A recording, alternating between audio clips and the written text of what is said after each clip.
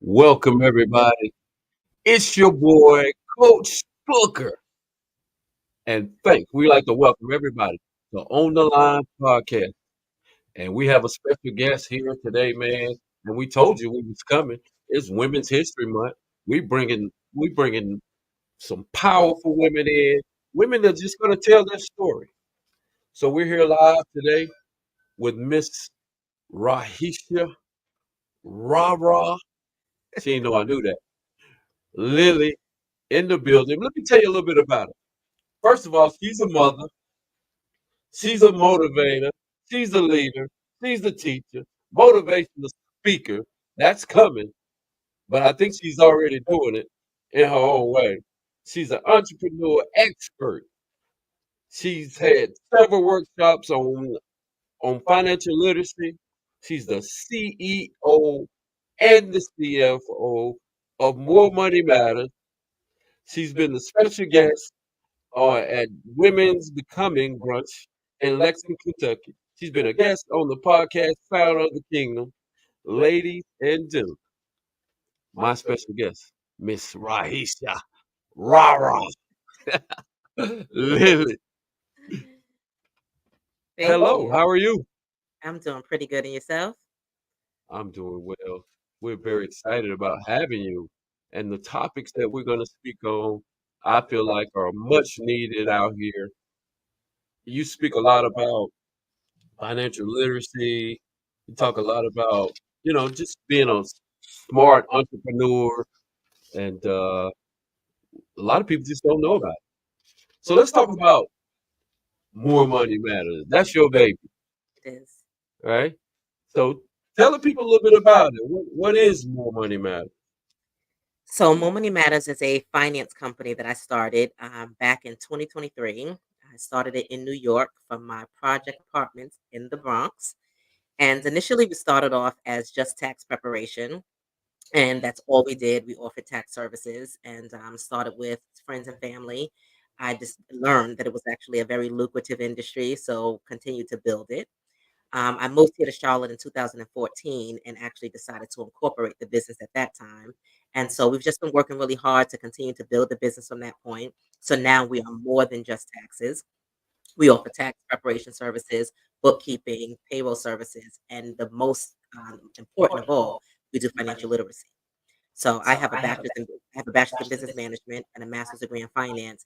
And so my number one niche at this point and my passion is to teach our people about financial stability and different financial vehicles and just help us get to that place that we need to be on a finance level because many of us are not taught as children. Oh yeah. So have you found it effective? Is it effective once you get your clients in front of you and you give them a plan? Does it seem like they stick to it? What are the percentages that people are using your methods and your strategy? I find that people are very, very, very hungry for financial information. And lots of people who are not doing the things that they need to do financially is because there's a lack of information. Not that the information doesn't exist at all. We're just not taught or trained from, young years that this is something we should pay attention to. So I personally find that the people that I meet with and I talk with and I coach are absolutely very interested. Many of them do stick to it, and I've seen people do very well in their finances, after engaging with. So you're coaching up c- entrepreneurs as well as small business owners, That right? is correct. There's a difference, and I was looking it up, and I didn't even know exactly what the difference was between the small business owners versus an entrepreneur. So, can you give us a little bit of insight on the differences in those two and how you would coach each one of those? So, to be honest with you, in my personal opinion, I don't think that there's much of a difference between an entrepreneur and a small Okay. business. I feel like entrepreneurs are small businesses. The only difference between a small business and anything else really is someone who doesn't treat what they do as a business. If you don't treat it as a bit, if you treat it like a hobby, you get hobby-like results. If you treat it like a business, you get business-like results. So I would say if I had to distinguish a difference, it would be a small business. I would consider an establishment that's already kind of set You're Right. already operating in business, you already are earning funds, and maybe you just need some direction. Maybe you're not paying attention. I mean, like right now, I do some bookkeeping and accounting services for some businesses that just wasn't paying attention to their numbers. You're making X amount of money, but you're making, you're swiping, you're spending, you're doing, and you're not really paying attention. So one of the things we really focus on is meeting with people quarterly to go over their profit and loss. So you can see, okay, it's great that you're making money, but what are you doing? I tell people all the time, it's not what you make, it's how much you keep. So to make a ton of money but don't know where it's going does you no good. And I would say an entrepreneur is someone who's stepping out into that level of independence. You're stepping away, not even stepping away from, maybe you're still engaged in corporate America or whatever your day job is, but you're stepping into independent things that you enjoy and you're turning your passion into profit. Right. So it just sounds like the entrepreneurs taking a bigger risk. Yes. I think so, with because they got to sell that idea to to the community or or to people out there that might want to invest in them. They got to hope their vision actually works, like people actually believe in it. And yeah, the small business owner can just take over a small business. I guess they got to be smart enough financially to maintain it, right? So yeah, that's kind of how I looked at it as well. Yeah. Now, tell me something. So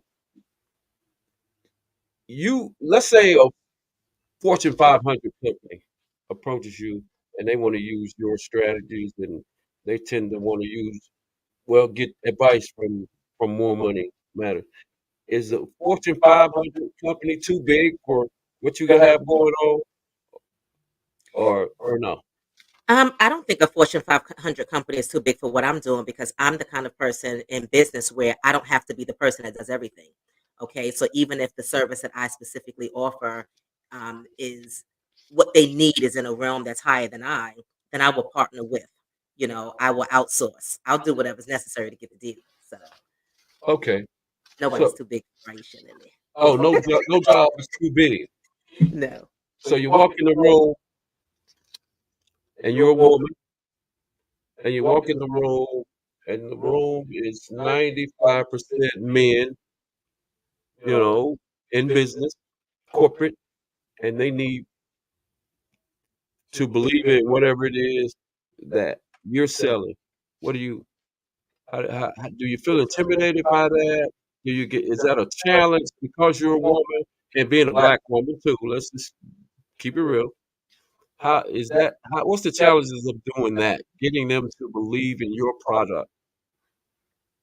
So I would think that the number one thing is, I mean, for one, I believe in black women wholeheartedly. And to walk into a room full of men, would I feel intimidated? Probably not, because none of those men would be here without women. Okay. So I mean, women are such powerful creatures, and we're so necessary. Absolutely. So I would walk into that room, and I think, in terms of selling or convincing or what have you, I think it's being solid and knowing that you know what you know. And when you do, it's a decision of the next person as to whether or not they decide to work with you, deal with you, believe in you, or engage with you. But I've been doing this a long time. I've been in business for 20 something years. I went to school and studied finance specifically. Personally, I come from poverty. So being financially secure and financially stable is super important to me. So a lot of times when I come to the table and I want to talk money, I want to talk money. Right. So let's talk about where you come from and where you are now. We'll talk a little bit about your journey because you seem like you're really confident. You really walk with authority. You walk like a boss. You talk like a boss. But let's talk about rah rah. Because back in the day, if you met a young lady named Rah Rah and her nickname was Rah Rah, she's about that life.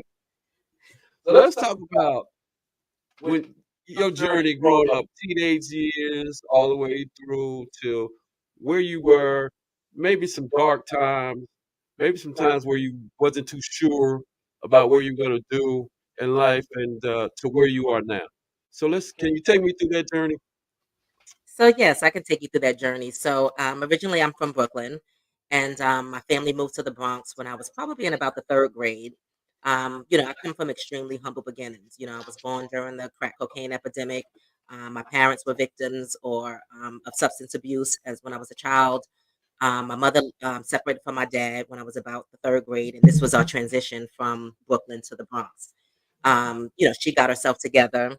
My mother has 4 children. Her and my dad together has 4 children, and she started dating who really raised us as our father, my stepdad, and through him, I have a slew of family. I have it's a total of 7 of us that were raised together, and we didn't come from and have all of everything. So my mother did the best that she could. She worked at Cablevision for 20 something years. So life got a lot better when we moved from Brooklyn to the Bronx. And, but we still were in some level of, living in poverty, if you will. I've always been a kind of person where I always wanted more. I always felt like I deserved more. I think was just a more important thing. And so when I hear stories about myself from back in the days, I have a cousin who told me a story recently, and she was like, y'all would come visit, and I would take y'all to the store. And I'd be like, all the kids in the store getting their stuff. And by the time I get to the counter to pay for it, you're already at the door. Your stuff is paid for. Right. So I don't know, what that was about, but I guess I've always had that personality where I'm gonna go get it, and I'm gonna go seek what it is that I feel like I need or want or deserve. And so, as a teenager, I found myself, because I wanted more at that time, a lot of not a lot, but some of the people we surrounded ourselves with were, in the streets, getting money, if you will.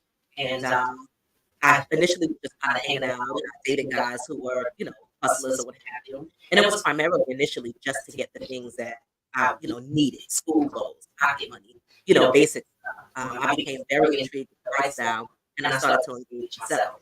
So I was probably about 13 when I first started leaving my mother's house for weeks at a time, ripping and running with my brothers and cousins, and, you know, in and out of town. And we did what we had to do. And by the age of 16, I was pregnant. So I had my first son by age 17. And for me, the tables really turned because he became my number one priority. Unfortunately, the fruits of my labor started to kind of, flip for me. So I actually ended up arrested by the age of 18. And Wow. I was facing a 5 to 40 year prison sentence, federal prison sentence at that. So life changed real quick. So when you say you was facing 5 to 40 years, did you end up doing any time in the federal institution? So I did. I was sentenced up to 5 years, Okay. which was the minimum that they were able to sentence me to. And while that might seem like a lot to a lot of people, to me, I was like, "Whew." I was kind of relieved that I only received 5 years because I knew that they had the opportunity to sentence me up to 40 years for the Right. charge I Oh was yeah. facing. Okay. So at that moment, I think sometimes people got to sit down and they got to everything got to stop because God has a plan, a bigger plan, and a bigger destination for you. So at that time, is that when you kind of discovered yourself while you were sitting isolated, submerged in that place? Did you know at that point that you was going to emerge to be who you are right now? What what was that like for you? So I didn't know at that point exactly where life was going. I knew that I loved money. I knew that I deserved and I wanted a certain type of lifestyle. But I did decide at that point that I am still going to have the things that I want in life. But I knew that there had to be another way to seek it. I didn't want to have to face those results again because see, I'm the kind of person where I'm a realist. I'm a realist. I'm going to accept the reality and the facts of what situations are, and I'm going to deal with it accordingly. I always knew that the decisions I was making could potentially lead me to prison. I think the biggest thing that I would say that I did not take into consideration is how that effect on me, although I was preparing myself to handle whatever consequences, I didn't take into consideration how my choices were going to affect other people. Like I had a 2-year-old son. I didn't think about how being out of his life for a significant period of time would affect him. My mother, her children were teenagers. She wasn't raising any babies, but now she was in a position to raise my 2-year-old son, so life changed for her again. So when I was actually in prison, I did, start to think about those things and just the choices that I make and how they affect other people. and I knew that I still deserved and wanted the life that I wanted, but I knew that I had to do some things differently because I didn't want to see those same results or have my decisions be a burden to other people. Right. So when you got out, those relationships with your kids, was that slightly different, or did you still have that strong bond, or you still had some emotional connections that you needed to rekindle with the kid? How was that once you? So I would say by the grace of God, I have a wonderful family dynamic and a great close knit family. So my mother and my sisters and my brother, they came to visit me every single weekend for 2.5 years. And the only reason after 2.5 years at that time of visiting stretch is because I chose to transfer from Danbury, Connecticut to California because I wanted to break up my time. So I didn't have any expectation that I would have visits frequently, obviously, if I'm making a decision to transfer to California.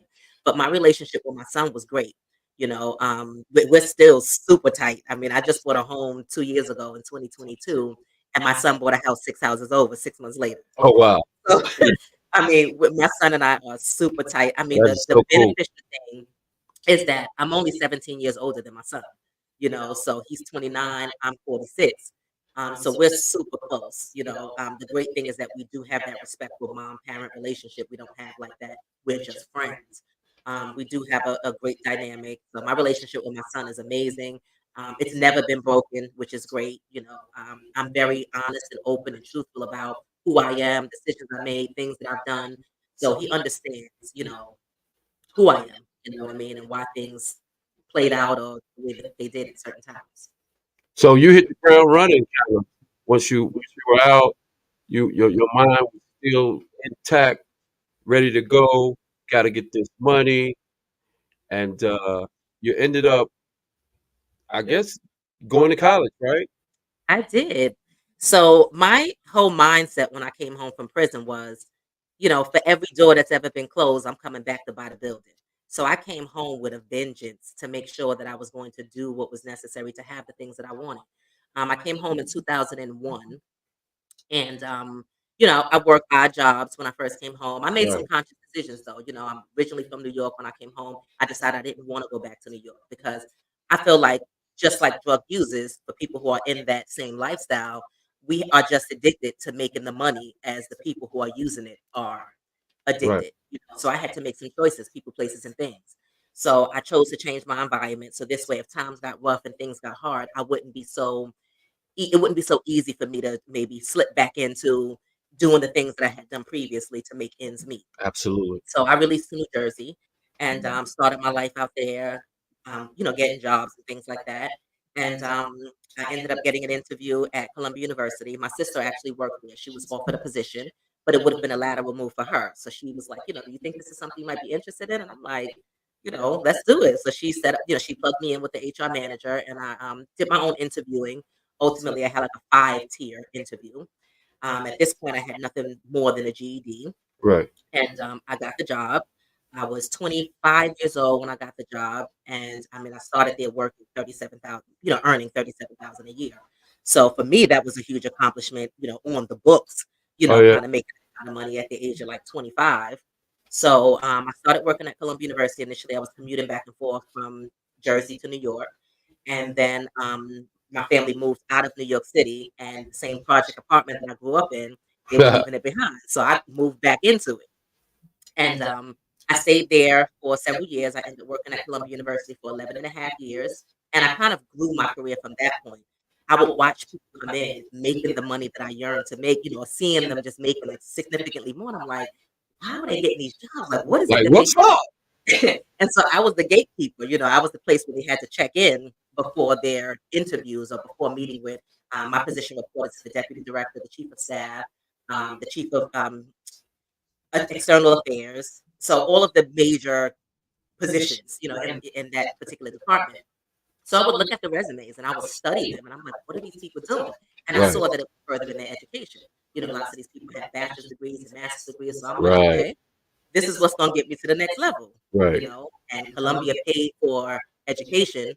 So that was a no-brainer. So I went back to school, worked full time, went to school full time, and earned my degrees, and my 4-year degree, my bachelor's degree, I got that degree in 2 years and 8 months. Wow.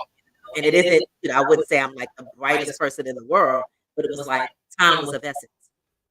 I needed to get it done and get it done quick, you Right. know. And when I went back for my master's degree, which is a 2-year program, I did it in 1 year while working full time and being a single parent. Wow. That's strong.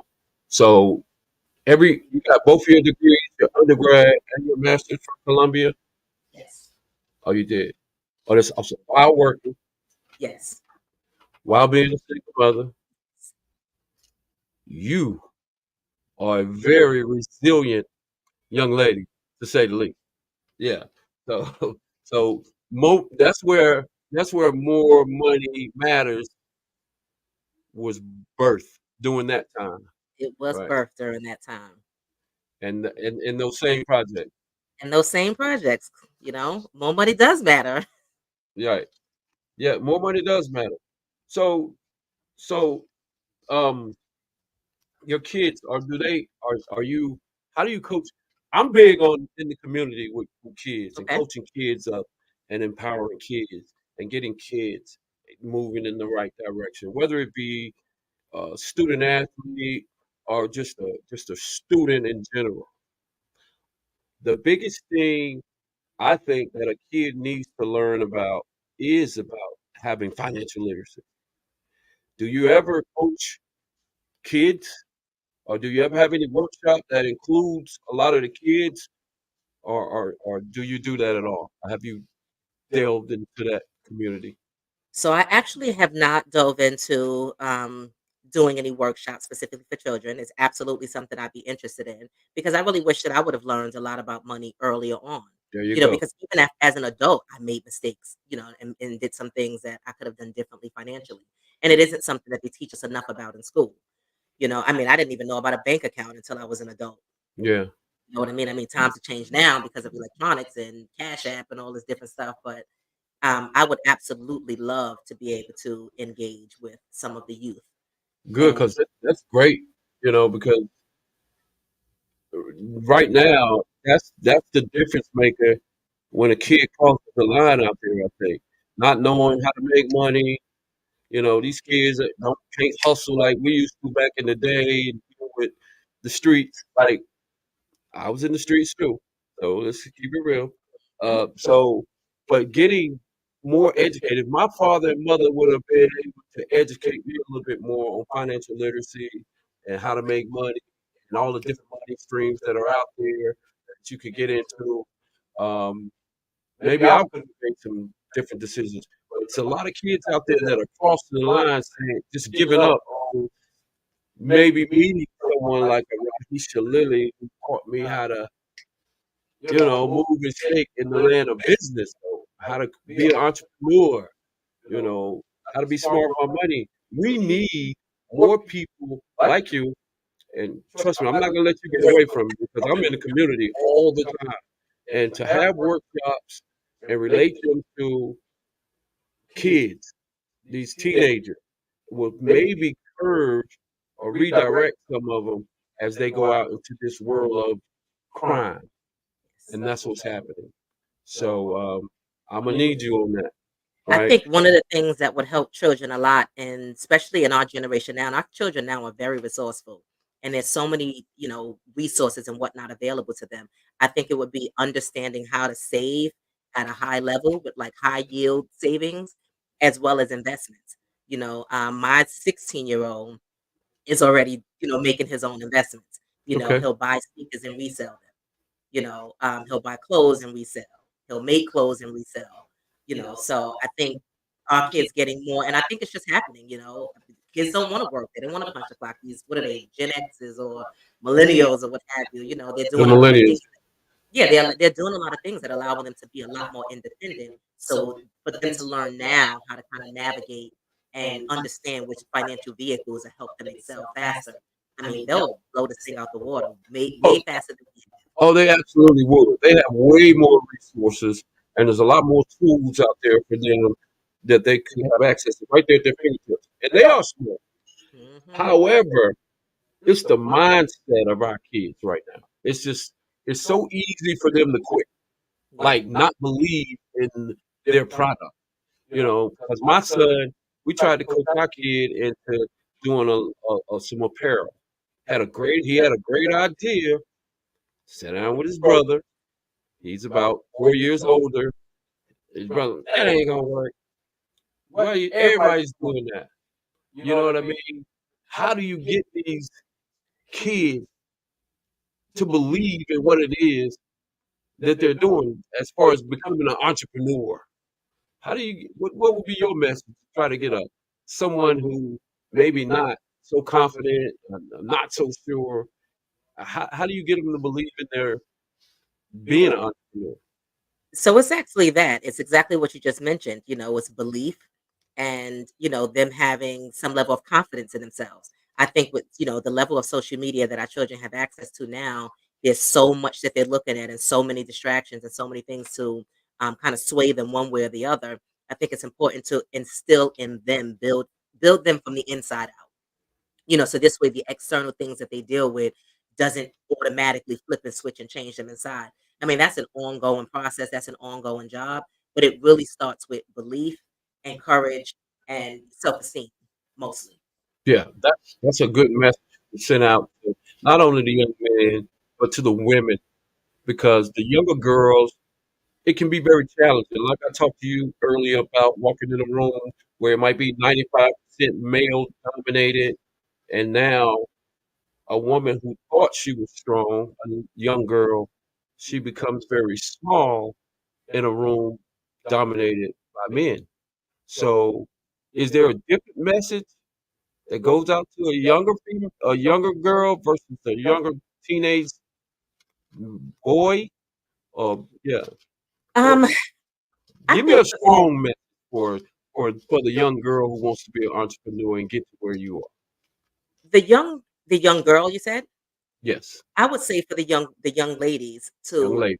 Sorry. be be solid and strong and confident in who you are. The one thing I say, and I'm a type of person where I don't compare myself to anybody because there's only one me, point blank, period, the end. There's not a single person that's walking in my particular shoe. So my biggest thing that I would say to the young ladies is be solid in who you are as an individual. Don't look left, don't look right, look straight ahead because you're only you. Jealousy shouldn't exist, envy shouldn't exist because we only get to see what's on the outside. We don't really know all that a person goes through to be who they are, to do what they do. Be the best you that you can be. That's your only responsibility in this world, is to be the best individual that God has created you to be.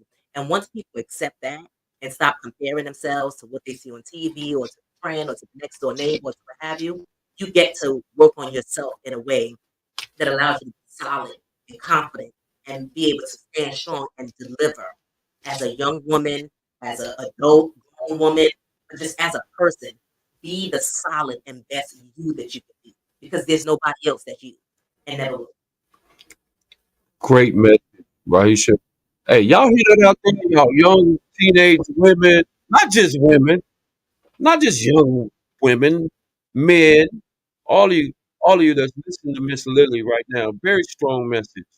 She, I'm, I need you, and I'm gonna tell you why. Because I know a lot of kids that are being successful in athletics, but they go out and they get agents and people that kind of take advantage of them, Mm. right?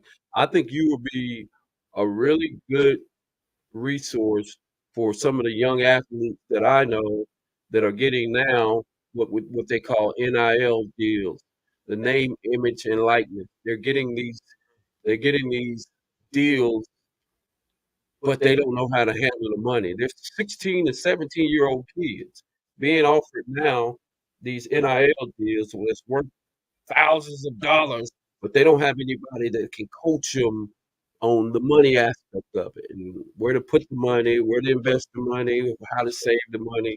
So you would actually be a good sports agent if you ask me. You'll be paid as a sports agent with some of these guys that's making millions of dollars. What do you think about something like that? I would love to, get involved in stuff like that. I mean, I think the most important thing is I feel like people should understand their business. Even now when I deal with people on a financial level who have businesses, I don't want to. You own your systems, you own your softwares, you own your stuff. People should be engaged enough to understand what's happening with their money. But it absolutely boils down to education. I would love to get involved in something like that because I mean, I've gotten money on so many different levels. To be able to talk to some people that's earning and just starting to really get into the habit of spending. I mean, the potential of what could happen if you actually pay attention to the know your numbers. That's another course that I do. Know your numbers. Know your number. Know your numbers. Give give me a message to a business, small business, whether it's a small business or a new entrepreneur out there, and you say, don't do that. Don't create that bad habit. The number one thing you would say, don't create that bad habit, or it's down here from there. I would say do not create the bad habit of just earning, earning, and spending and spending. Paying attention to how your money flows in and out of your accounts and in and out of your business is the most important aspect of growing your business. So many people are just swiping and swiping and making it. You know the money's coming in, but you're not paying attention to where it's going. That quarterly thing that I talked about earlier. The importance of that is it's great that you made $100,000 in the last 3 months, but where did it go? Right. Are you spending it on things that are helping you earn more money? Are you spending it on things that are not helping you earn more money? Looking at that helps you determine how to move and shift things around. So the most important things I would say is pay attention to how your money flows, not just what comes in, but also what goes out. So how does our viewers get in touch with you? How do they get some of your workshops and things like that? Because they want to get smart. Some of your financial literacy workshops. How do they get in touch with More Money Matters? How do they do that? So the best way to reach More Money Matters would be to visit our social media sites, which is More Money Matters Inc. on Instagram and Facebook. You guys can follow me directly at Rahisha Lilly, both Instagram and Facebook, or you can visit our website, www.moremoneymatters.org. Boy, right, Shalita. You are a black woman. You're bold. You're beautiful, and you're a boss. And we appreciate you coming on the show. And if there's anything else you want to say before we end this interview, you're good. I just want to say to the women, we are necessary. And it is important that we stand up and step out and believe in ourselves and just do the things that we know that we are capable of doing. So don't ever let anybody shut you down, set you back. Whatever it is that you feel like you believe in or that you think that you're capable of, give it a shot. A no is a no if you never try anyway. So get out there, do it, and be successful at everything that you do. Anything is possible. You just have to believe in yourself and have faith. Miss Rahisha Lilly, you heard it right here. Awesome interview. We really appreciate you. And I got a feeling it's going to be a part two to this. We're going to see Miss Lilly again. Hey, thank you again, Rahisha, for coming. And we out. Thank you for having me. All right.